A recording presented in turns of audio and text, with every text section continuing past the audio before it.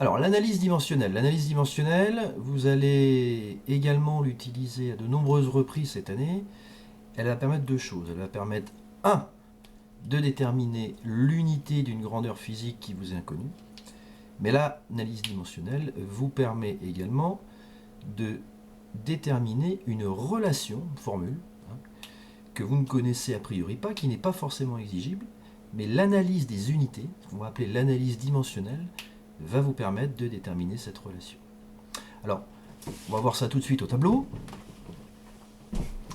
Donc le premier exemple, une relation qui va être exigible au programme de terminale, l'énergie, E, qui est égale à H, constante de Boltzmann, multipliée par C, célérité de la vitesse dans le vide, divisé par lambda, la longueur d'onde. Si je veux déterminer l'unité de H, la constante de Boltzmann, petit calcul littéral, donc je vais un petit peu plus vite, H donc sera égal à E fois lambda divisé par C. Mon inconnu est bien à gauche du signe égal. Et comment déterminer l'unité de H? Eh bien, je réalise une analyse dimensionnelle. L'unité de H sera égale en fait à l'unité de la multiplication de E par lambda divisé par C. Il me reste donc à déterminer l'unité en faisant l'analyse dimensionnelle de cette opération. L'unité de E fois lambda divisé par C. E est en joules. Lambda est une distance donc en mètres.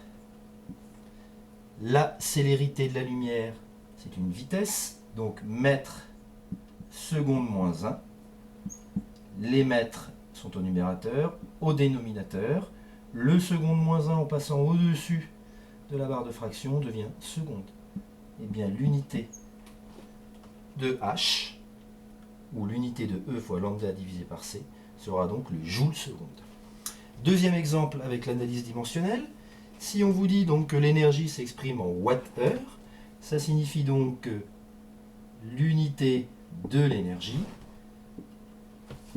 est donc en watts-heure. Reste à se poser la question de la relation qu'il va falloir déterminer.